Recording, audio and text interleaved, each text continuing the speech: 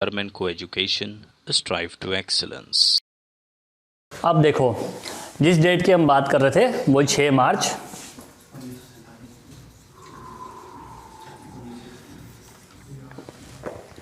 तो 6 मार्च को जो ये थे हम ये मुजीबुर रहमान, जब इन्होंने देखा कि भाई अभी तक भी ये लोग उसका संसद का सदन नहीं बुला रहे हैं, कॉल नहीं कर रहे सरकार बनाने के लिए, तो इन्होंने क्या किया, 6 मार्च को इन्होंने आंदोलन की घोषणा कर दी। 1971? हाँ, 6 मार्च के दिन आंदोलन की शुरुआत हुई। और आंदोलन कौन सा था? ये था सविनय अवज्ञा आंदोलन।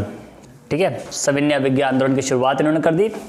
और इसके साथ ही 1-2 दिन बाद ही जैसे आंदोलन शुरू हुआ, लोग धरने बैठे और 1-2 दिन बीते ही थे, इन्होंने कहा कि भैया, रहमान साहब ने कहा कि अब हम एक स्वतंत्र देश बांग्लादेश बनाएंगे। और बांग्लादेश बनने की जो बात थी, इसको लेकर के जो पाकिस्तान का एरिया था वो थोड़ा सा और हिल गया। उनको लगा रहे तो कमाल की बात हो गई, अभी तक तो हम असेंबली खेल रहे थे, अब ये बांग्लादेश बनाने पर तो रहा है। तो फिर अब एक संगठन याद है, रजाकार संगठन था, याद है? रजाकार संगठन की बात कहाँ हुई थी? हैदराबाद वाले में, जो पाकिस्तान ने क्रिएट करवाया था सारे उसे। तो रजाकार संगठन को लगा दिया और लगा करके वहाँ बोल दिया कि भाई ऐसा है, लोगों को मारो पीटो, जो करना करो। और वही हुआ, लोगों को मारने के लिए उन्हें बोल दिया। सर, हाँ, तो थोड़ा बैकग्राउंड बताना वो संगठन का। रजाकार संगठन का बैकग्राउंड, जो हैदराबाद रियासत थी, हैदराबाद रियासत में जो वहाँ के लोग थे, उन्होंने क्या किया था कि किसी तरीके से मुस्लिम कम्युनिटी को बचाने के लिए, ठीक, अपने आप को इंडिया में मर्ज ना करने के लिए उन्होंने एक संगठन बनाया, इसमें रजाकार संगठन थे, और उन्हें उग्रवादी संगठन के रूप में एक्सेप्ट कर लिया गया। ठीक है, और उग्रवादी संगठन था, उसका मतलब था चिल्लाएंगे, चीन कुछ भी करेंगे, लेकिन किसी की हत्या नहीं करेंगे।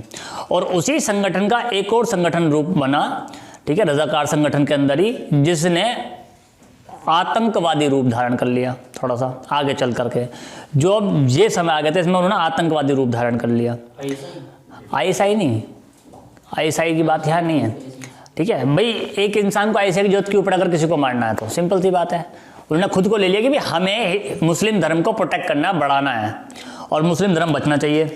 तो जब ये लोगों को मारने लग गए, तो इसके बाद 25 मार्च के दिन, 25 मार्च एक और खतरनाक डेट है, 1971। 25 मार्च 1971 को याया खान ने एक अनाउंसमेंट किया और सेना को बोला कि जाओ और जा करके इस आंदोलन को, ऑपरेशन को ख़त्म करो। और ऑपरेशन का नाम रखा ऑपरेशन सर्च लाइट। और सर्च लाइट ऑपरेशन में साफ साफ अनाउंसमेंट किया याया खान ने, किसी को कंटाप नहीं मारना है, किसी को लटवट डंडी कुछ नहीं मारनी है, किसी को पीटोगे नहीं, जो मिले गोली मार दो, किस्सा ख़त्म, निपटा डालो। ठीक है, बार बार उठा कर जेल में डालोगे, पालोगे ना, क्या फ़ायदा? निपटाओ, कल को फिर बैठेंगे ये लोग आंदोलन में। और ऑपरेशन सर्च लाइट में शुरू होता है, इससे पहले ही जो शेख मुजीबुर रहमान थे, इनको उठवा लिया और वेस्ट पाकिस्तान में ले जा करके एक जेल में डाल दिया, बंदी बना करके कि भैया यहाँ पड़े रहो और तुम यहीं पे सुरक्षित हो। तुम रहोगे बाहर तो तुम पीएम बनने के लिए चिल्लाते रहोगे, हम तुम्हें पीएम बनाना नहीं चाहते। ठीक है, अब एक बात ध्यान रखना, 25 मार्च की डेट भारत के लिए बड़ी इंपॉर्टेंट है, क्योंकि खुद सोचो कि जब इधर जो ईस्ट पाकिस्तान है, इसमें जब ऑपरेशन सैटेलाइट शुरू होगा और लोगों को मारा जाएगा, तो ये लोग निकल के भागेंगे जी। थोड़ा सा भागेंगे इधर मेघालय की तरफ, थोड़ा त्रिपुरा की तरफ, वेस्ट बंगाल की तरफ, उधर सिक्किम अभी तक अपना राज्य है ही नहीं, थोड़ा कलकत्ता में घुसेंगे, सिक्किम तक कोई जा नहीं सकता, अपना राज्य नहीं था अभी तक। तो इसीलिए जो एनआरसी की बात होती है, सीएए की बात होती है, एनपीआर की बात होती है, ये सारी बातें 25 मार्च में ही होती हैं, उसी को बेसिक डेट बनाते हैं। ठीक है, और जो मेघालय था, ये वाला जो मेघालय वाला एरिया है, मेघालय एक ऐसा राज्य था जो राज्य के अंदर राज्य था। मेघालय में वहाँ बड़ी समस्या थी।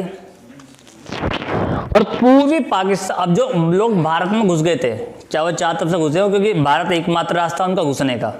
ठीक है, या तो इधर नीचे आकर के बे ऑफ बंगाल में डूब मरे, या तो वहाँ जा सकते हैं, और वहाँ से भी बचने के लिए जाएंगे तो भारत में ही, तो हर तरफ से उनके पास भारत ही रास्ता था और भारत में घुसे। तो जो लोग पूर्वी पाकिस्तान से भारत आए उन्होंने यहाँ पर एक संगठन बनाया, और संगठन क्या बनाया उन्होंने, तो संगठन का नाम रखा मुक्ति वाहिनी संगठन। और जो था ना गोरिल्ला युद्ध की जो कला है उन लोगों ने भारत में रहते वो सीखनी शुरू कर दी। पहले सीआरपीएफ के जवानों ने, फिर इंडियन आर्मी के जवानों ने उनको काफ़ी ट्रेनिंग दी, काफ़ी कुछ सिखाया कि आपको युद्ध कैसे लड़ना है, किस तरह से लड़ना है, ये सब ट्रेनिंग उनको मिलती रही। अब इस मुद्दे पे जो ये थी अपनी क्या नाम है इंदिरा गांधी थोड़ी सी गर्म हो गई। अब इंदिरा गांधी को बहुमत मिला, इंदिरा गांधी ताकतवर थी, उन्होंने कहा कि हाँ भाई ज़रा बताओ इसका क्या निपटारा करें, ठीक है। और इसका निपटारा में देखो दो समस्या ये भी थी, क्योंकि एक मुद्दा बन जाएगा इंटरनेशनली, और अभी इंदिरा गांधी ने स्ट्रॉन्ग सरकार तो बना ली है और छवि भी मजबूत रखनी है इंदिरा गांधी को अपनी। और उसे ये बात भी पता थी इंदिरा गांधी को कि 1971 चल रहा और 72 में विधानसभाओं के इलेक्शन तो होने ही हैं, तो अगर उसका कोई गलत कदम उठा और विधानसभाओं के इलेक्शन में उसकी पार्टी हारी तो कॉन्स्टिट्यूशन अमेंडमेंट तो मुश्किल पड़ जाएगा। क्योंकि देखो लोकसभा बहुमत ले लिया, राज्यसभा में बहुमत तब मिलता जब राज्य को विधानसभा में मिलता, क्योंकि राज्य की विधानसभाओं से ही जो मेंबर चुन के आते हैं वो राज्यसभा में बैठते हैं, और राज्यसभा में बहुमत तब बनता, तब पूरी पावर आती किसी प्रकार से बदलने की संविधान को, या लिखने की, या अमेंडमेंट करने की। संविधान को लिख तो सुधार सकता नहीं है, अमेंडमेंट करने की, और ये इतना संभव नहीं था। तो 72 यानी कि 71 जो इंदिरा गांधी को निकालना था वो बड़ी सूझबूझ से निकालना था, जल्दबाजी का कोई चांस नहीं था। और पाकिस्तान के पूरा सपोर्ट में अमेरिका बैठा हुआ था, अमेरिका एकदम सपोर्ट में था कि पाकिस्तान तुम्हारे साथ गलत हो रहा है, हम तुम्हारे सपोर्ट में हैं, ठीक है। और पाकिस्तान अमेरिका के जो उस टाइम के प्रेसिडेंट हुआ करते उनका नाम था रिचर्ड निक्सन उनका नाम था। और रिचर्ड निक्सन जो थे उनकी ज़्यादा बनती नहीं थी इंडिया से, ठीक है, क्योंकि रिचर्ड निक्सन जो फ्रेंड माने गए बड़े अच्छे वो देसाई साहब के माने गए, क्योंकि देसाई साहब कैपिटलिज्म के बड़े समर्थन थे, वो कहते थे कैपिटलिज्म होना चाहिए। और देसाई साहब की वैल्यू तो ना के बराबर कर दी थी इंदिरा गांधी ने, पहले उनको निकुल के अलग कर दिया। तो इस वजह से वो गुस्से में भी थे। निक्सन का ये मानना था कि अगर देसाई बन जाते प्राइम मिनिस्टर तो इंडिया में डॉलर चलते, डॉलर, और आप सबकी जेब में डॉलर होते शायद, ठीक है। सपना टूट गया निक्सन का भी, उससे भी जब सपना टूटा तो गुस्सा तो आएगा ना। तो दुश्मन का दुश्मन दोस्त होता है, तो पाकिस्तान उनको भला लगा कि ये तो भला आदमी है, इससे बड़े आदमी कोई नहीं है, चलो हम सपोर्ट करेंगे पाकिस्तान को। और जो उनका एडवाइजर था उसका नाम था हेनरी, ये क्रिसिंगर कुछ नाम था ऐसे, क्रिसिंगर, हेनरी तो याद है मुझे, हेनरी ये क्रिसिंजर कुछ नाम हुआ करता था उनके एडवाइजर, निक्सन के एडवाइजर का, ठीक है। और साथ में इधर जो एक और मुल्क है चाइना, जिसे हम जानते हैं चाइना, हेनरी क्रिसिंजर नाम था उसका, एडवाइजर, रिचर्ड निक्सन का एडवाइजर था ये, ठीक है। और चाइना जो था, क्योंकि 62 में चाइना ने अटैक किया था, 65 में पाकिस्तान ने किया, तो चाइना और पाकिस्तान दोनों भी थोड़ा सहयोग में आ गए। तो 3 ऐसे मुल्क जिनसे हमें लड़ना पड़ेगा बिना वजह, और देश की इकोनॉमी ढीली है, और कुछ भी कह लो, ये बात हमें साफ पता थी कि हम थोड़ा जोर लगा करके पाकिस्तान से निपट सकते हैं, लेकिन चाइना से निपटना और अमेरिका से निपटना उस दौर में ना को चने चबा लो तो भी मुश्किल था, संभव ही नहीं था, अपनी हार तय थी, पक्की थी। और इसी में क्या हुआ, अगस्त की बात है, अगस्त 1971 में जो हमारे विदेश मंत्री थे उस दौरान के, उनका नाम था स्वर्ण सिंह विदेश यात्रा पे गए। विदेश मंत्री विदेश यात्रा पे जाएंगे, हमारे तो थोड़ी आज के प्रधानमंत्री चलते हैं विदेश यात्रा पे, ठीक है, सबका अपना अपना काम था, कोई किसी काम में ज़्यादा टांग देता था, ठीक है। तो विदेश मंत्री गए यात्रा पर, और ये गए यूएसएसआर, आज का जो रशिया उस दौरान उसे यूएसएसआर बोला जाता था, पता है ना बात तो। बहुत तेज बुद्धि का आदमी है, बहुत बढ़िया, शानदार एकदम, ठीक है। तो यूएसएसआर था, और यूएसएसआर वहाँ पर जो हमारे राजदूत थे उनका नाम था डीपी धर। डीपी धर वहाँ बैठे हुए थे। तो यूएसएसआर के जो प्रेसिडेंट थे उनसे डीपी धर ने बातचीत की, और ऐसा कहा गया है, कई बुक्स में भी लिखा है कि ज़रूरत हमें थी यूएसएसआर की, लेकिन फिर भी पता नहीं कैसे हुआ, क्या हुआ, बड़ा सहयोग हुआ कि यूएसएसआर ने हमसे रिक्वेस्ट की, हाँ, कि भाई किसी तरीके से आप हमारे से फ्रेंडली ट्रीटी, मैत्री संधि से बोलते हैं वो कर लो, कि कोई आपके ऊपर उंगली उठाए तो ये माना जाए कि हमारे ऊपर उंगली उठाई गई है और हम दोनों मिलकर लड़ेंगे। सर वो कोल्ड वॉर का सीन था ना था। क्योंकि ये भी कोल्ड वॉर में फंसा हुआ था, इसे भी सपोर्ट किया था। और देखो इधर मैं बार बार देख रहा हूँ, रशिया जो है वो एशिया में अच्छी खासी पकड़ बना के बैठा हुआ था। अब इसे डर था कि अमेरिका, चाइना और पाकिस्तान एक साथ आ गए, और रशिया थोड़ा सा अमेरिका के सामने हिल तो रही था, कंडीशन थोड़ी हिली हुई थी उसकी, लेकिन अगर तीनों एक साथ अगर कुछ करेंगे तो रशिया की भी पकड़ ढीली पड़ जाएगी एशिया में।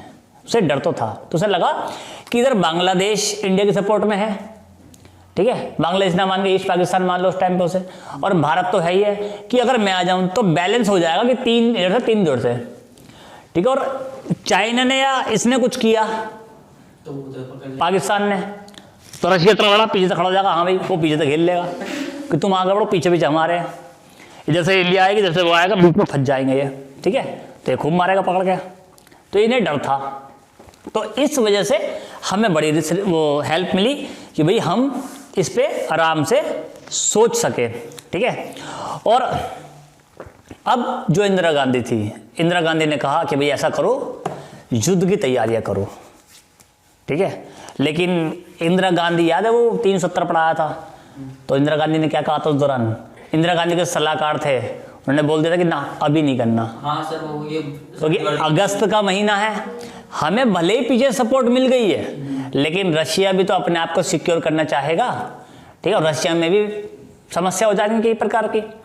तो सलाह ये दी गई क्या कि जो युद्ध होगा वो होगा सर्दियों में, क्योंकि चाइना अगर हमें आप अटैक करेगा तो पहाड़ चढ़ के तो आ नहीं पाएगा, ठीक है।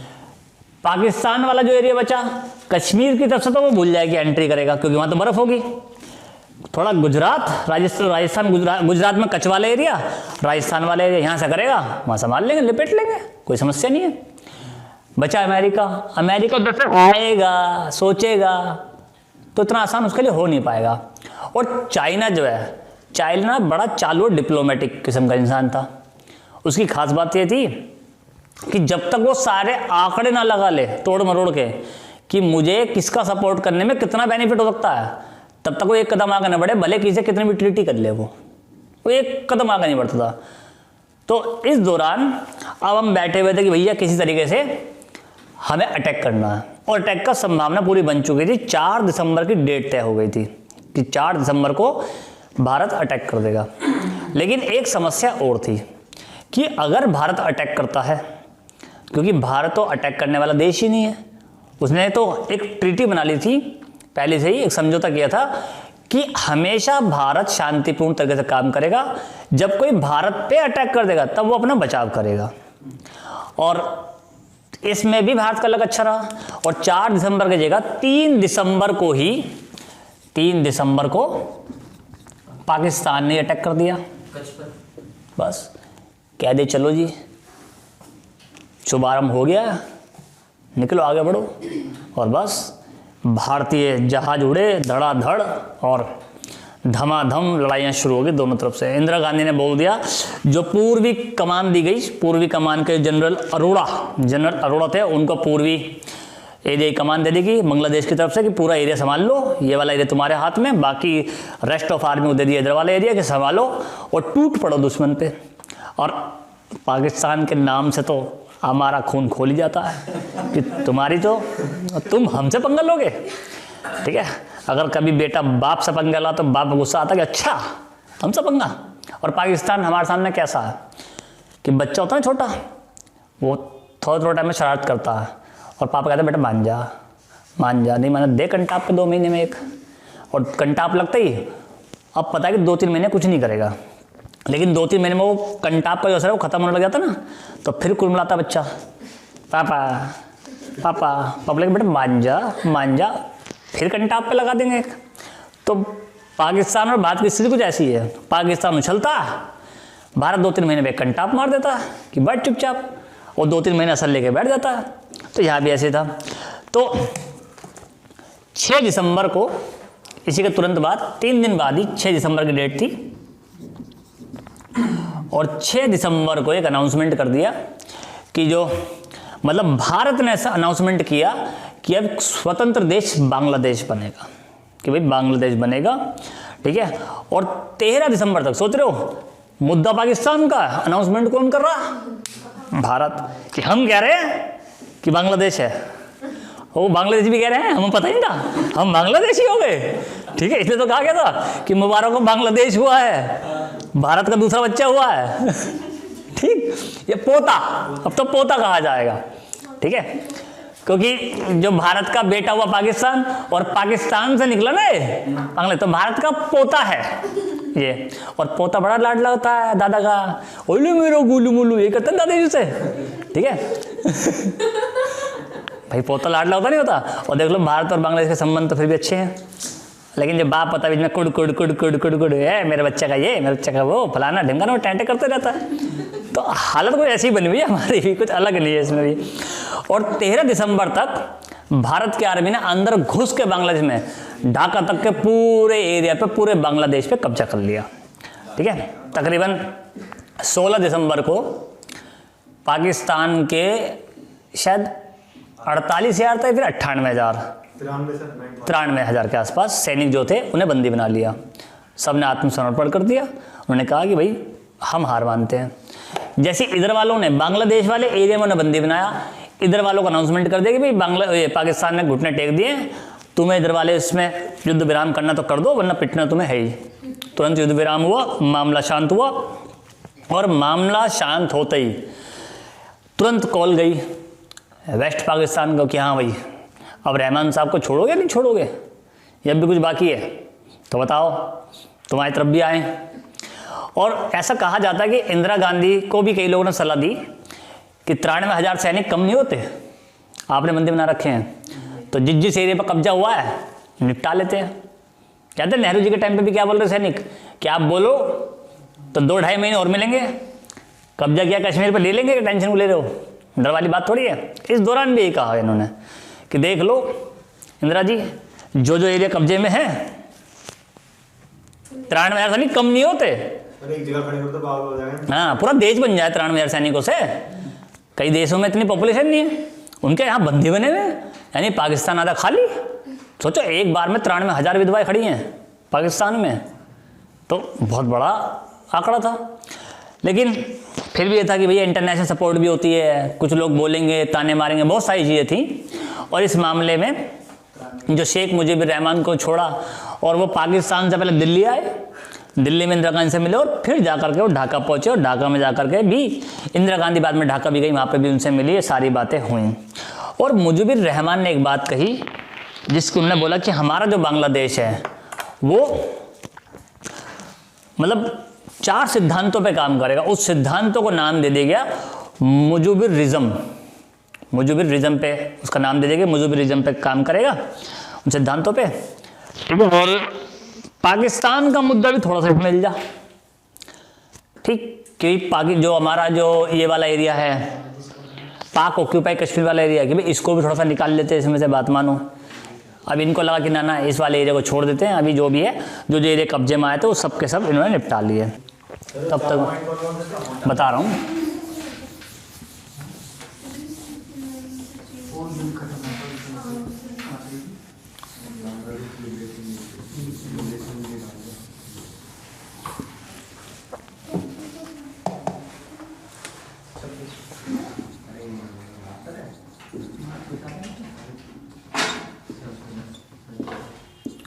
मुजीबुरिज्म की जो बात की गई, ठीक है, या फिर हिंदी में बोले तो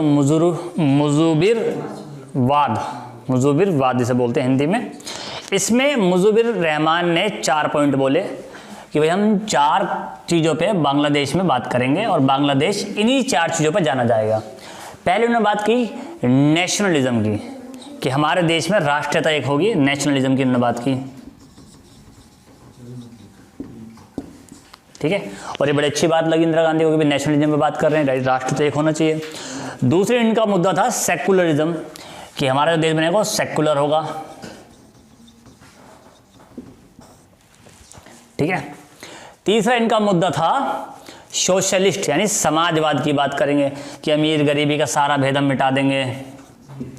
और चौथा इनका जो मुद्दा बचा था वो था डेमोक्रेसी, कि भाई डेमोक्रेटिकली ही ये देश आज़ाद हुआ है, तो देश हमेशा डेमोक्रेटिक ही रहेगा, डेमोक्रेसी यहाँ का मूल मंत्र होगी, ठीक। क्योंकि भाई रहमान साहब शुरुआत में इलेक्शन लड़े हैं और पहली बार इलेक्शन हुए हैं, वो जीते हैं, तो डेमोक्रेसी हुई ना कि जनता ने उन्हें चुना है, तो आगे अंत तक यही राज इस पर चलेगा, मतलब यही राज का मतलब डेमोक्रेसी के द्वारा ही काम चलेगा आगे तक।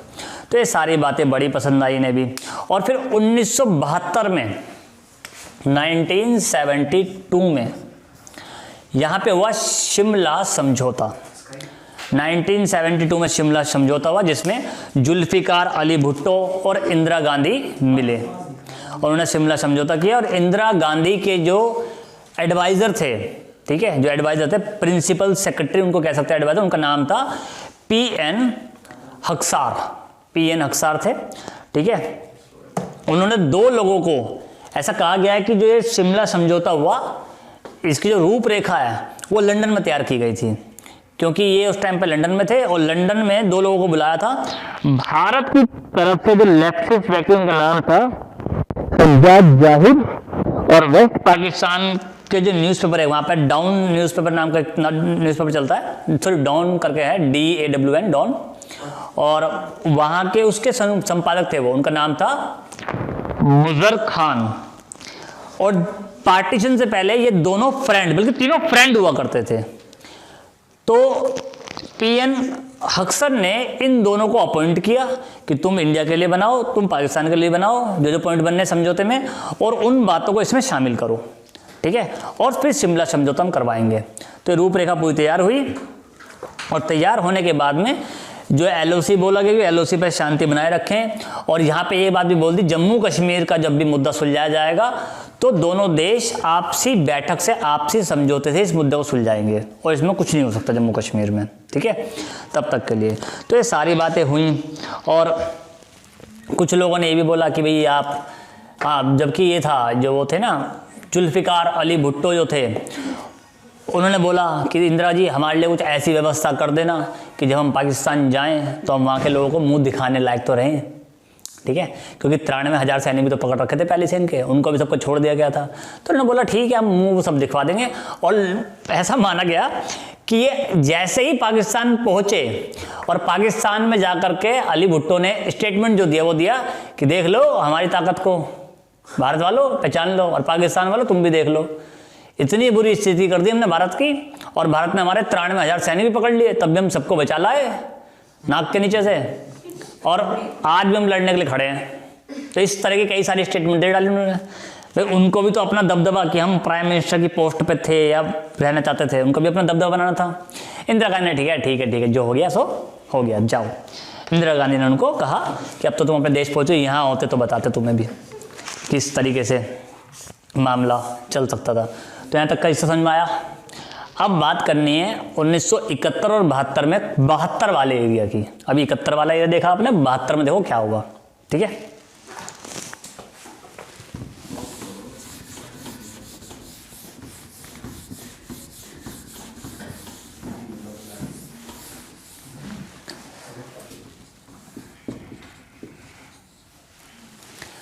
बहत्तर में, अब जो 72 है, 72 में सबसे पहले जो काम हुआ वो हुआ इलेक्शन का इंडिया में, ठीक है।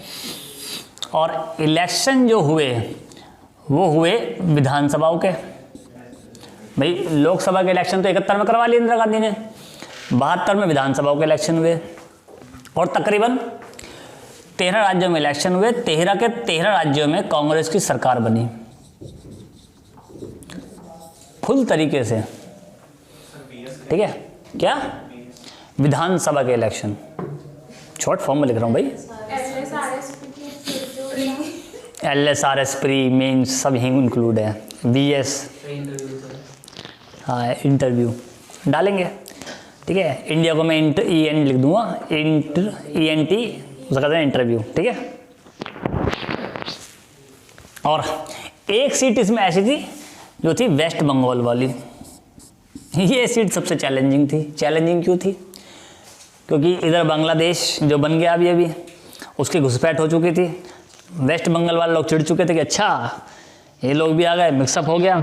लेकिन ऐसा कहते हैं कि इंदिरा गांधी ने, कहते हैं साम दाम दंड भेद सब अपना लिया। कहीं पे तो कुछ लोगों ने बोला कि बूथ कैप्चरिंग की गई, कहीं पे उन्हें डराया धमकाया गया वहाँ के जो लोग रहने वाले थे कि वोट तो इंदिरा गांधी को जाएगी, कुछ भी हो जाए। इंदिरा गांधी चाहती थी कि राज्य की विधानसभाओं में मेरी पावर होनी चाहिए, उसे चाहिए थी। और कुल मिलाकर के उनने वेस्ट बंगाल की सीट भी जीत ली। और वहाँ के उस टाइम के जो CM बनाए गए वो बड़े मजबूत CM बने। उनका नाम था सिद्धार्थ शंकर राय। हाँ, सिद्धार्थ शंकर राय CM बने और वो इंदिरा गांधी के बड़े अच्छे फ्रेंड माने गए।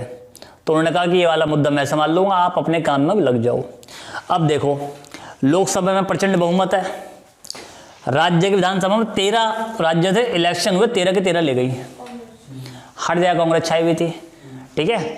और उस दौरान अटल बिहारी वाजपेयी ने बोला था कि बाकी सरकारें इलेक्शन नहीं लड़ी हैं, इलेक्शन तो केवल एक लेडी लड़ी है, उसका नाम था इंदिरा गांधी।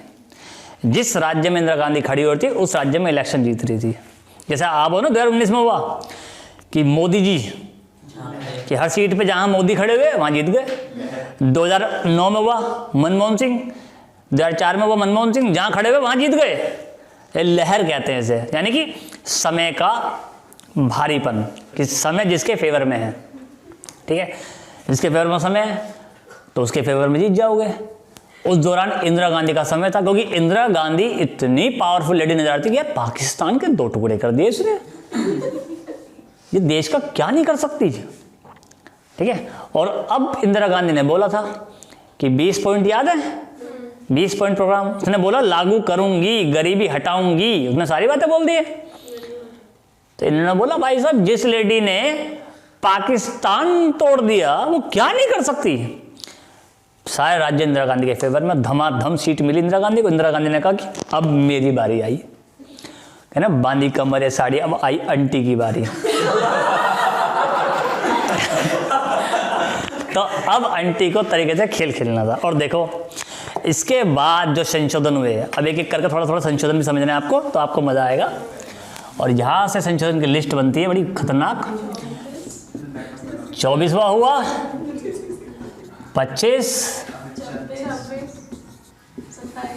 31 तक लिखी दो, 28। और बड़े काम किए सारे के सारे। सर हाँ, सर ये आपने वेस्ट बंगाल वाला अलग से क्यों समझा? वेस्ट बंगाल से मतलब ये आपने बताया ना कि वेस्ट बंगाल में तो वहीं पे तो ये सारे कांड हुए कि जीतना मुश्किल था, ये वो, बाकी सब जगह तो राम जीत गई थी। वहाँ थोड़ा टाइम लगा था। हाँ भाई, तुम्हारे घर में घुस के पड़ोसी घुस जाए तुम्हारे घर में, ठीक है, और सपोज वो साइकिल वाला हो, साइकिल वाला, और तुम हो योगी के फैन, और वो क्या भाई मुझे वोट दो, मुझे वोट दो, ठीक, और तुम्हारी कनपट्टी बंदूक धल्ले वो कि वोट मुझे आनी चाहिए, तो तुम दोगे नहीं दोगे, जाने जहाने, तो हिसाब किताब था। तो इंदिरा गांधी ने बोला कि बताओ कैसे नहीं दोगे वोट, जबकि तुम पसंद नहीं करते इंदिरा गांधी को वहाँ के लोग ज़्यादा, क्योंकि बांग्लादेश चक्कर में वेस्ट बंगाल की तो हालत ख़राब हो गई थी ना, घुसपैठी हो गए थे बहुत सारे, इस वजह से, ठीक। अब देखो सबसे पहले अमेंडमेंट निपटाते हैं 24वां, इसे ले आओ। 24वां अमेंडमेंट में जो मेन मुद्दा हुआ वो हुआ गोलकनाथ केस का, और गोलकनाथ केस के मामले को यहाँ पलटा गया। गोलकनाथ केस में कहा गया था कि फंडामेंटल राइट को आप बदल नहीं सकते, ख़त्म नहीं कर सकते, ठीक है, वहाँ पे मुद्दा था। और यहाँ पे अमेंडमेंट कैसे किया गया, देखो गोलकनाथ केस में आर्टिकल 13 जिसको मैंने अभी शुरुआत में समझाया था, और आर्टिकल 368, इस आर्टिकल में क्या किया गया, सब क्लोज जुड़वाए नए।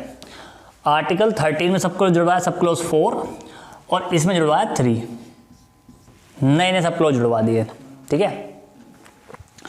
और इसमें क्या बात बोल दी कि अगर आर्टिकल 13 के तहत कोई अमेंडमेंट किया जाएगा ठीक है, तो उसे आर्टिकल 368 में कंसिडर नहीं किया जाएगा।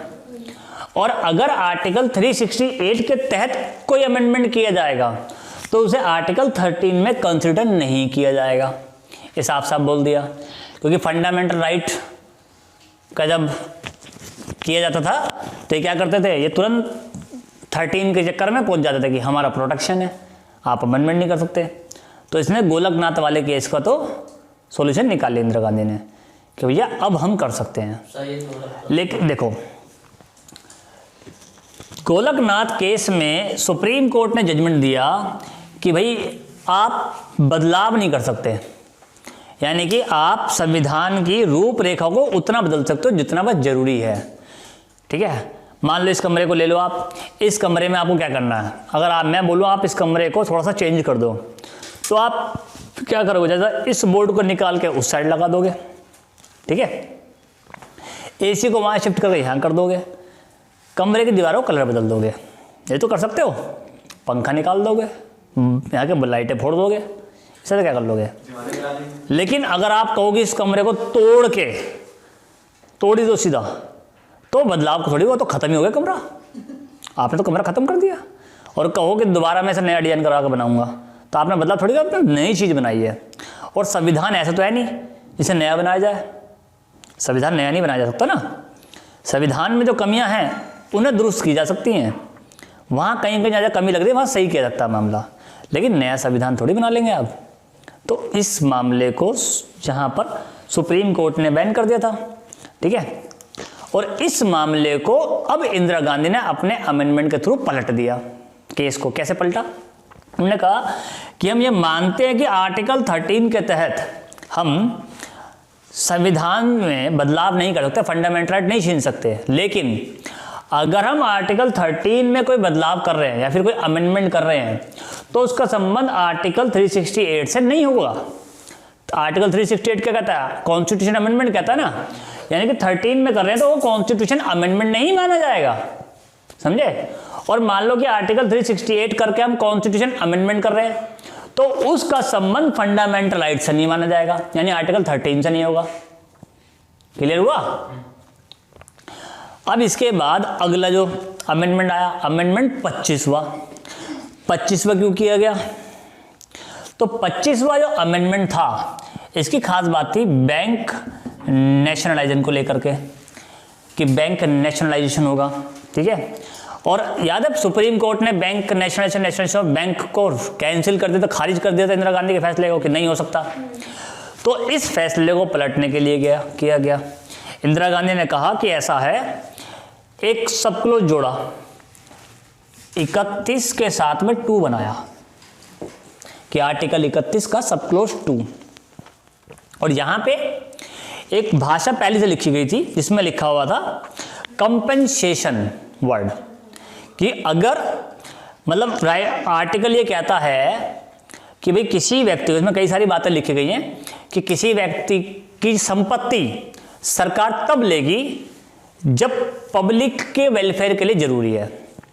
साथ में ये भी लिखा गया है कि सरकार प्राइवेट इस्तेमाल के लिए संपत्ति नहीं छीन सकती किसी व्यक्ति की भी, ठीक है। साथ में भी लिखा गया कि संपत्ति जो लेगी सरकार, उसको लेने की प्रक्रिया कानून के द्वारा जो बनाई जाएगी वही मानी जाएगी। क्लियर। साथ में उचित कंपनसेशन मिलेगा, उचित कंपनसेशन, ये वर्ड बड़ा खतरनाक था। कंपनसेशन कितना होगा, ये जो जिसकी संपत्ति जा रही है वो डिसाइड करेगा, कोई कंपनसेट उसको होना है। तो यहां पर इंदिरा गांधी ने क्या किया, बोलिए कंपनसेशन जो वर्ड है ना इसे डिलीट करो, और इसको डिलीट करके शब्द लिखवाया अमाउंट केवल, कि कंपनसेशन शब्द हटा दो, कोई मांगेगा ही नहीं, अब कर दो अमाउंट, जो गवर्नमेंट चाहिए, जो गवर्नमेंट उचित अमाउंट समझेगी कि आपको मिलना चाहिए वो अमाउंट हम दे देंगे, काम खत्म कर देंगे। क्लियर। तो अब नेशनलाइजेशन ऑफ बैंक पर जो लगने वाली पाबंदी थी वो सरक गई, और बैंकों का राष्ट्रीयकरण और सरकारी बैंक बने, ठीक। इसके बाद में एक इसमें 31 का सब क्लोज सी, 31 का सब क्लोज सी। इसके बाद में ये कहता है यदि कोई विधि ऐसी बनाई जाएगी जो कि जैसे आपकी जो डीपीएसपी का पार्ट है 39 का बी और सी में आती है, उसमें लिखा गया है जो आपके लिए न्याय, सामाजिक व्यवस्था, ठीक है, और जो सोशल वेलफेयर है आपका, उसके लिए फिर आपको फ्री लीगल एड मिलने वाली बात थी, याद है, ठीक है, वो सब व्यवस्था उसमें की गई थी। तो उसमें लिख दिया कि अगर ऐसे केस के लिए, ऐसे पक्ष के लिए या ऐसे में सपोर्ट करने के लिए अगर कोई विधि सरकार बनाएगी, कोई लॉ अगर सरकार बनाएगी, ठीक है, तो वो फंडामेंटल राइट पे अप्लाई नहीं होंगे। फंडामेंटल राइट का कुछ आर्टिकल, जैसे एक आर्टिकल है article 14 right to equality, article 19 freedom और आर्टिकल 31 जिस पर राइट टू प्रॉपर्टी है, इन पे अप्लाई नहीं होंगे ये आर्टिकल, यानी कि इन आर्टिकल पे वो लॉज अप्लाई नहीं होंगे, समझ में। जो इसके अंदर कोई कानून बनाएंगे कि राइट टू इक्वालिटी, ये सब हट जाएंगे यहाँ से, इन पे अप्लाई नहीं हो सकता। क्लियर हुआ। इसके बाद में जो एक छोटा सा, या फिर मान चलो इसके बाद 27वां जो अमेंडमेंट हुआ, फिर सॉरी पहले 26 वाला अमेंडमेंट, 26वां अमेंडमेंट, 26वां अमेंडमेंट किया गया जो प्रीवी पर्स का मामला था। प्रीवी पर्स याद है, राजा महाराजाओं वाला हिसाब किताब, कि हमें तो हर साल बजट में से मिल जाएगा एक बैलेंस और उसके वो मजे लेंगे। तो इन्होंने क्या दिया साफ साफ इंदिरा गांधी ने कि प्रीवी पर्स को मिलने वाला जितने प्रावधान होंगे उन्हें हटाओ, और इसके लिए 2 आर्टिकल थे कॉन्स्टिट्यूशन में, आर्टिकल 291 और 364। ये आर्टिकल डिलीट कर दिए इन्होंने कहा प्रीवी पर्स की जो बात लिखेगी वो किस में लिखेगी, आर्टिकल 291 और 364 में। इंदिरा गांधी ने कहा ये आर्टिकल ही खत्म कर दो, जब मामले खत्म हो जाएगा तो काहे के प्रीवी पर्स, संविधान से उड़ाओ इन्हें, कल को अमेंडमेंट करेगा कोई घुमा कर फिर अमेंडमेंट करेगा, मामला तो ऐसे बन जाएगा। तो इनको उड़ाई दिया संविधान से कि हटाओ, जरूरत ही नहीं इनकी। इसके बाद में अगला आर्टिकल है, सॉरी अगला अमेंडमेंट हुआ 27 अमेंडमेंट, ये मिटाओ थोड़ा सा जगह बन जाएगी। 27 जो अमेंडमेंट है थोड़ा टेढ़ा था है, इसको थोड़ा ध्यान समझना।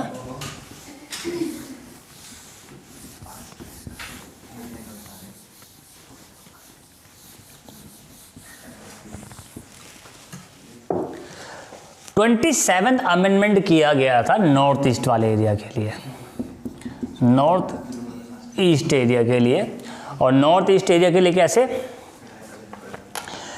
मैंने आपको 370 पढ़ाते हुए बताया था कि पंडित जवाहरलाल नेहरू ने बड़ी मुश्किल से नॉर्थ ईस्ट वाले एरियाज़ को अपने एरिया में डाला था, बहुत मुश्किल काम था, ठीक है। इंदिरा गांधी चाहती थी कि वो एरिया ऐसे कैसे बरकरार रहे, बन रहे, उसमें कोई लड़ाई झगड़ा ना हो, क्योंकि पिताजी का सपना था, पिताजी का सपना तो बेटी पूरा करेगी, ठीक है। तो इसमें बेसिकली मोटे तौर पर देखें तो एक सबसे बड़ा क्षेत्र था जिसको बोलते हैं आप असम। असम सबसे बड़ा एरिया था और सारे एरिया इसी में माने जाते थे पहले, असम, ठीक है। वहीं पर एक एरिया था मणिपुर और त्रिपुरा, मणिपुर और त्रिपुरा, ये जो एरिया थे, इन एरिया को बेसिकली आप यूटी यानी यूनियन टेरिटरी बोलते थे, जहां पर ज़्यादातर राज्य और रजवाड़े रहा करते थे, सब मैक्सिमम यही रहा करते थे, राजा रजवाड़े, ठीक है। और एक एरिया बनाया गया जिसको बोलते हैं नीफा, नीफा,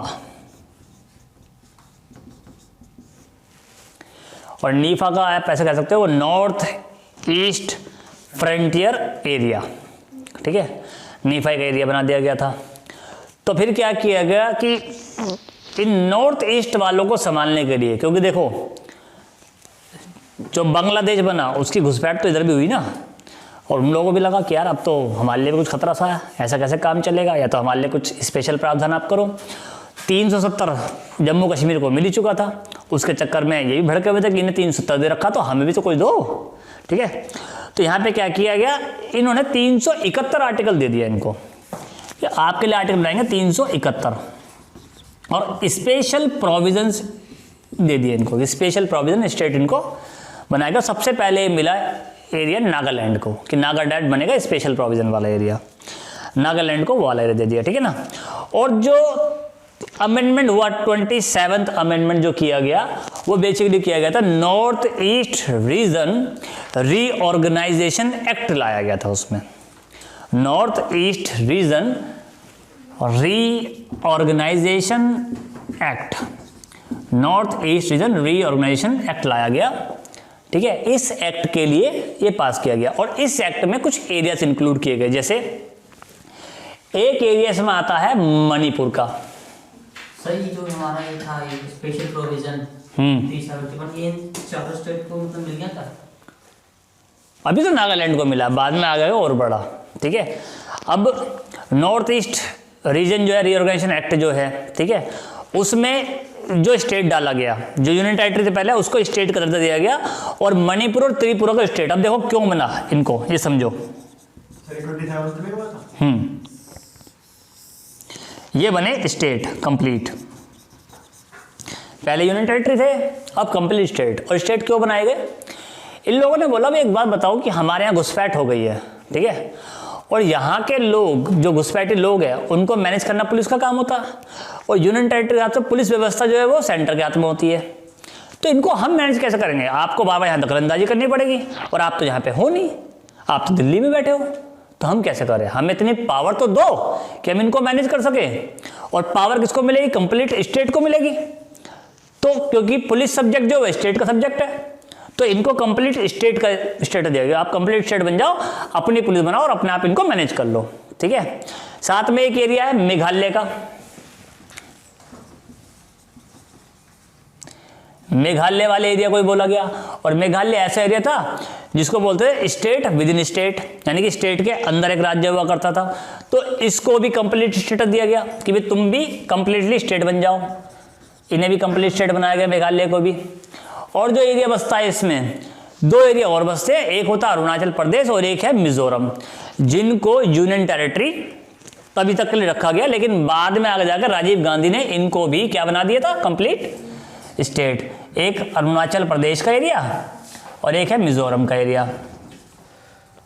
तो ये दोनों एरिया थे आपके यूनियन टेरिटरी, और इनको आगे जाकर राजीव गांधी की सरकार ने कंप्लीटली स्टेट में कन्वर्ट कर दिया। क्या? नहीं, ये तो उसने कराया ना राजीव गांधी। और राजीव गांधी ने शायद देखो 85 के बाद तो राजीव गांधी आए हैं, तो उसके आसपास का ही देख लो एक बार, क्योंकि मैंने वो एरिया कवर नहीं किया क्योंकि इमरजेंसी वहाँ तक गई नहीं, तो उसमें तुम जाए तो खुद से देख लो। कौन सा होगा ये? हैं? अमेंडमेंट वो राजीव गांधी ने किया है, जो भी है वो नॉर्थ ईस्ट वो बनाया था, असम अकॉर्ड बनाया था, उसके अंदर था ये। अभी एक और एरिया पढ़ाऊंगा उसमें बताऊंगा, असम अकॉर्ड वाला एरिया ना। सिटीजनशिप में शायद मैंने जिक्र किया हुआ इस बात का, मेघालय जो था असम अकॉर्ड का। हाँ, ये तो 27 में हो गया। 27 में ही अरुणाचल प्रदेश मिजोरम यूनियन टेरिटरी रखे गए। ठीक है, मतलब जो पहले एक असम नाम का एरिया था उसमें सब इतने सारे पार्ट बन के उनको सबको अलग अलग स्टेटस दे दिया गया। ठीक, क्लियर हुआ यहाँ तक? 27 तक। अब बात करते हैं 28 वाला, और 28 वाला देखो, 28 वाला और वाहियात, मतलब वाहियात कह लो या इसे कह लो कि आज की जो ब्यूरोक्रेसी है उसकी बात है इसमें। हाँ सर, एक बार ये बताइए, नॉर्थ ईस्ट फ्रंटियर एरिया इसका थोड़ा। नॉर्थ ईस्ट फ्रंटियर एरिया यानी कि नीफा, ऐसा एक एरिया माना गया था जिसमें आपका असम, त्रिपुरा, मणिपुर है, ये वाला इन दोनों को आप यूनियन टेरिटरी मान लेते हैं। इस वाले एरिया को नॉर्थ ईस्ट फ्रंटियर एरिया बोलते थे, पूरा एरिया। जैसे जो असम है ना, देखो यहाँ समझो, ऐसे ये आपका असम है, असम का में ये वाला जो एरिया होगा ना पूरा, इसको नॉर्थ ईस्ट फ्रंटियर एरिया, क्योंकि नॉर्थ ईस्ट का जो फ्रंट है उस एरिया, फ्रंट का मतलब है ना फ्रंटियर, कि फ्रंटियर एरिया नॉर्थ ईस्ट का ये फ्रंट है, इस एरिया को एक नाम दिया गया। बाद में इसमें टुकड़े टुकड़े करके एरिया बनाया गया ना। अगर कभी मौका मिला तो इसकी कहानी का भी जिक्र करूंगा, बड़ी भयंकर है, बड़ी मजेदार है। 15-20 कहानियां मिल करके एक कहानी बनती है, ये समझ लो। तो सुनाते थोड़ी कन्फ्यूजन भी हो जाएगी, और सारे ट्राइबल्स एरिया के नाम आ जाएंगे कि दिमाग हिल जावे। ठीक है, उस हिसाब से अगर समझ में आएगी कि हाँ ये नॉर्थ ईस्ट फ्रंटियर एरिया बना कैसे। ठीक है, और दिमाग के टोपे के अंदर तार है ना, सब झंझन आ जाएंगे, ये भी ध्यान रखियो। ठीक है, तो टोपे में कवर रखूँ मैं भी। ठीक, तो अब 27 भी गया, अब आ जाओ 28 पे। और 28 वाला जो अमेंडमेंट था, ये था हमारी ब्यूरोक्रेसी के लिए। और ब्यूरोक्रेसी कौन सी है हमारी? IAS service, IPS service, IFS service, और पहले एक ही सर्विस का नाम जानते हैं इसको, ICS। ठीक है, इंडियन सिविल सर्विस इसको बोलते थे, या इंपीरियल पुलिस सर्विस, इस तरह से इनको बोलते थे पहले। ठीक है, तो ये, और इस सर्विस के कोई मजाक वाली बात तो है नहीं, IAS IPS उस दौरान में। इसे कहते थे लाट साहब वाली सर्विस। लाट साहब सुना ना शब्द, लाट साहब की सर्विस यही थी। और पंडित जवाहरलाल नेहरू मरते हुए बोल के गए थे कि मेरी ज़िंदगी का सबसे बड़ा फेलियर बस यही है कि मैं अपने रहते हुए, अपने मरते मरते या जितने मैंने सुधार किए उन सुधारों में से एक सुधार था हमारी सर्विस को ठीक करना। उन्होंने साफ साफ बोला कि मैं सर्विस को कभी ठीक नहीं कर पाया। ठीक है, तो पंडित नेहरू दिल से चाहते थे कि इंडियन सिविल सर्विस को सुधार दूं मैं, सुधर नहीं पाई। तो इंदिरा गांधी ने कहा पिताजी हम है ना, हम करके दिखाएंगे। और रियल में इंदिरा गांधी ने सुधार दिया सर्विस को। और सुधारा कैसा देखो, ऐसा बताया गया जब कॉन्स्टिट्यूशन बना इंडिया का, ठीक है, तो ये लोगों ने साफ साफ बोला कि भाई बाबा तो संविधान बना रहे तो हमारा क्या करने वाले हो, हमें कहाँ रखोगे संविधान में। ठीक, जो शब्द है नौकरशाही, नौकरशाही शब्द की जाति इनकी तरफ से वजह से हुआ। हर कोई नौकर है, लेकिन ये कहते थे कि हम शाही नौकर हैं, हमसे पंगा ना लेना, हम शाही नौकर हैं, अगर हमें छेड़ा तो भारत की ब्यूरोक्रेसी छिल जाएगी। और ये इतने शाही हुआ करते थे कि एक बार आप IAS IPS लग जाओ, उसके बाद तो बस ऐसे ठाट बाट, ऐसे मजे जिंदगी के उस दौरान।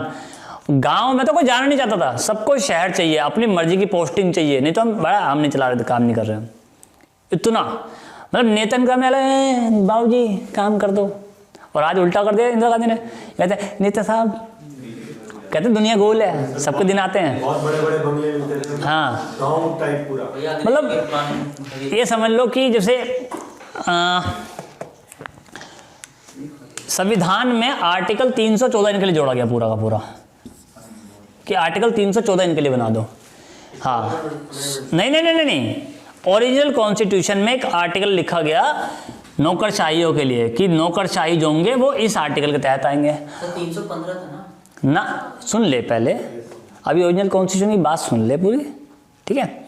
और इसमें लिख दिया कि किसी भी स्थिति में, इस आर्टिकल में साफ साफ लिखा गया, किसी भी स्थिति में, किसी भी रूप में, किसी भी कंडीशन में इनको मिलने वाली सैलरी, अलाउंसेस, ठीक है, फैसिलिटीज, भत्ते, ठीक है, ये सर्विसेज में कोई कटौती जरा भी नहीं की जा सकती, न इनकी सर्विस को बदल सकते, कुछ नहीं कर सकते। इसलिए लोग कहते ना पुराने जमाने में, एक बार IAS बन जाओ, ओहो जिंदगी के मजे, वो मजे ही थे रियल में इनके सामने किसी की नहीं चलती थी। जब CRPC पढ़ा था ना, CRPC सिविल उसमें, हाँ CRPC बना 1973 में, 1973 में CRPC बना, एक नया कानून। इसी के बाद कलेक्टर जो थे उनके हाथ से CRPC का हिस्सा निकल गया, वरना कलेक्टर पर इतनी पावर थी कि वो मजिस्ट्रेट के रूप में काम करता था और क्रिमिनल केसेस में भी नाप देता था किसी को भी। अच्छा, और सोचो ये कोई ऐसा आ गया जिसने उसी के सामने कुछ पंगा वंगा किया होता, या जिसे उसको बदला लेना था, एक बार कलेक्टर वो बन गया तो उसे तो बदले निकालने आते थे, वो घुसा के बदल लेता था कि तेरे को तो ठूस दूंगा जेल में, ये वो। तो ये समझो कि CRPC बना और यहाँ से पहली बार कलेक्टर का से पावर गई कि उनके पास सिविल मुद्दे आकर क्रिमिनल मुद्दे उनसे निकाल छीन लिए गए, लेकिन फिर भी बहुत पावरफुल थे, ठीक है। और इंदिरा गांधी ने कहा कि प्रतिबद्ध नौकरशाही होना चाहिए, जो सरकार के लिए हमेशा तैयार रहे, ठीक है। सरकार तैयार ना रहे नौकरशाही के लिए, नौकरशाही सरकार के लिए तैयार रहे हमेशा।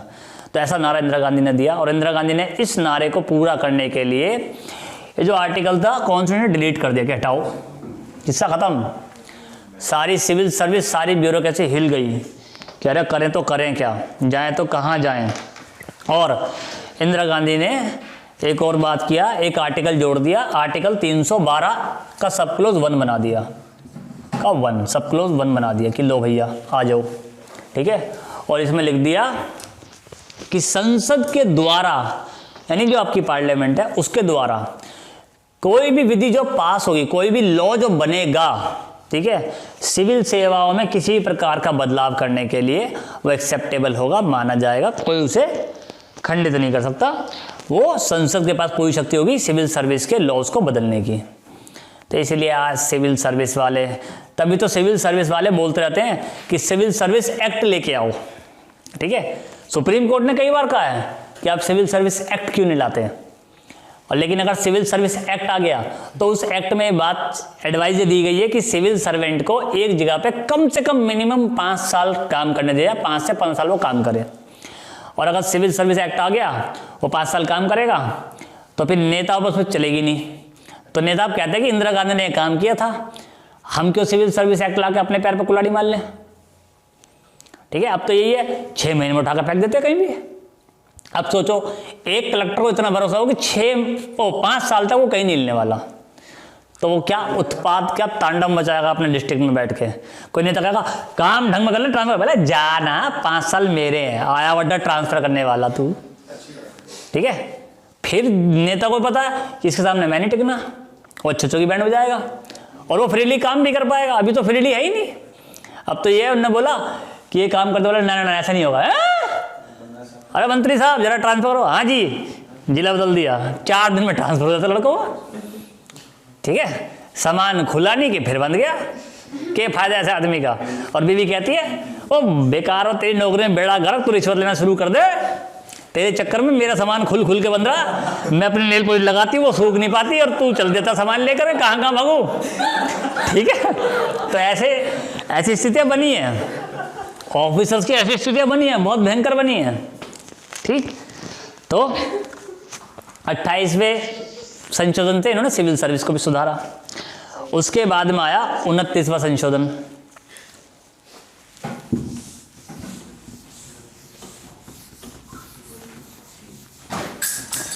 उनतीसवां संशोधन जो था वो केरला के ऊपर था। ठीक है, Kerala land reforms act, Kerala land reforms act बना, ये इसके लिए आया। केरला लैंड रिफॉर्म एक्ट चल रहा था जिसमें केशवानंद भारती केस का जो जजमेंट था वो आया था, और इस जजमेंट को लेकर इस जजमेंट को भी पलट दिया एक प्रकार, मतलब 9 शेड्यूल में उठाकर डाल दिया कि अब से 9 शेड्यूल का हिस्सा होगा, ये माना जाएगा। ठीक है, 9 शेड्यूल का हिस्सा ही बना दिया। क्या चल रहा है ये? रिपीट करना है शोर कौन मचा रहा था और क्यों? सर वो ब्यूरोक्रेसी वाला बता रहा था। नहीं, ये साउंड क्यों चल रहा था फिर? उसी के बारे में। तो साउंड में क्या बता रहे थे? सर वो नेता थे। अच्छा, थोड़ा बाद में करना, अभी साउंड होगा तो खराब होगा मामला। ठीक है, तो 9 शेड्यूल जो बनाया गया, हाँ तू क्या कह रहा था अभी छोटे? हाँ, केरला लैंड रिफॉर्म्स एक्ट, आपने शायद मैंने किसी एक उसमें पढ़ाया था ये कि केरला का अपना लैंड रिफॉर्म एक्ट, उस यूज पे यूनिफॉर्म सिविल कोड में पढ़ाया था मैंने कि केरला के अपने 3 वो चल रहे थे। ठीक है ना, तो उसमें जो केरला लैंड रिफॉर्म एक्ट था उसको वहाँ से ख़त्म किया गया था, और उसको ख़त्म करके यहाँ से ख़त्म किया, 9 शेड्यूल में इसको ऐड कर दिया कि अब से 9 शेड्यूल का हिस्सा होगा। या तो बताते कि राइट टू प्रॉपर्टी होगी, तो वहाँ केस हुआ था, केस के चक्कर में सब फैसले लिए गए। ठीक, इसके बाद जो अमेंडमेंट हुआ 30वां और 31वां, ये और ख़तरनाक।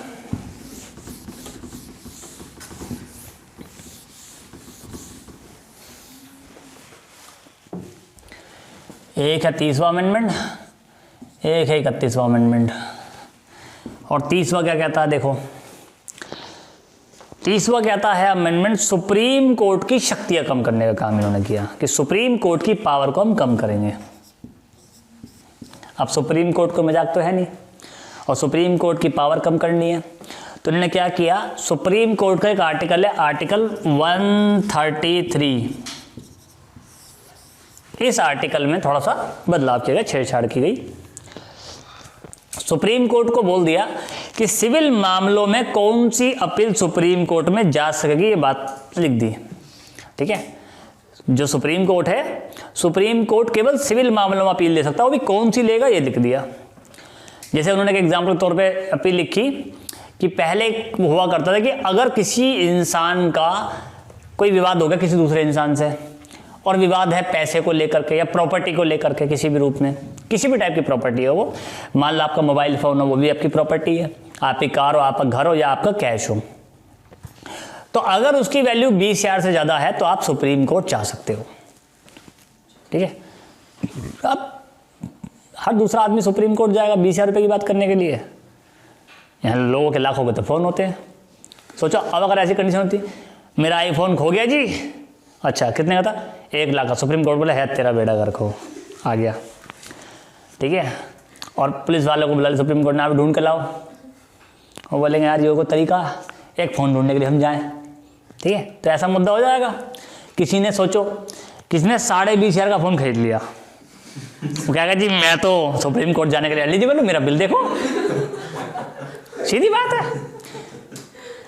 किसी का फ़ोन 19,999 का, हाँ, तो वो बात करेगा कि देखो 2-1 रुपये बढ़ाओ, किसी तरह 20,000 का अमाउंट बनाओ, तो फिर फटकेगा अपना। एलिजिबिलिटी बनाओ मेरी कि मैं आ सकूं उसमें। तो ऐसे बोला कि भाई ये सब मामले बेकार के, इन सबको हटाओ।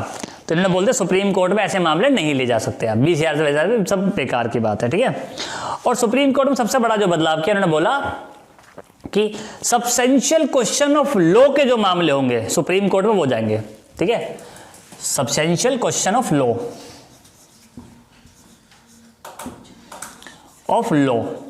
सब्सटेंशियल क्वेश्चन ऑफ लॉ के मामले होंगे सुप्रीम कोर्ट में हो जाएंगे। हिंदी में से बोलते हैं विधि का सारवान प्रश्न जिसमें शामिल होगा, विधि का सारवान प्रश्न जिसमें शामिल होगा, वही मुद्दों को आप सुप्रीम कोर्ट में लेके जा सकते हो, उसके अलावा नहीं। और ये पता क्यों किया गया था? यानी कि विधि का सारवान का मतलब ऐसा समझ लो कि जिस केस में लगेगा कि सुप्रीम कोर्ट को किसी उसकी व्याख्या करनी है, मान लो कि अलग अलग राज्य के हाई कोर्ट है, किसी हाई कोर्ट ने कोई जजमेंट दिया किसी केस में, किसी हाई कोर्ट ने सेम टाइप के केस में कोई जजमेंट दिया, ठीक है। तो ये हो सकता है ना कि सबकी समझ अलग अलग हो। तो अब अगर 2-3 हाई कोर्ट ने जजमेंट अलग अलग टाइप का दे दिया, तो इससे समझ तो अलग अलग टाइप की डेवलप होगी कि यार कैसा करे मामला। तो इस बात को सोचते हुए इन्होंने क्या किया, ये बोले कि भाई ऐसा करो कि जहां पर व्याख्या करने का काम आए वो काम सुप्रीम कोर्ट को दे दो। जहां लगे कि हाँ भाई मुद्दा एक जैसा होना चाहिए, पूरे बात में न्याय एक जैसा मिलना चाहिए, वो मामला ही सुप्रीम कोर्ट में लेके जाओ आप।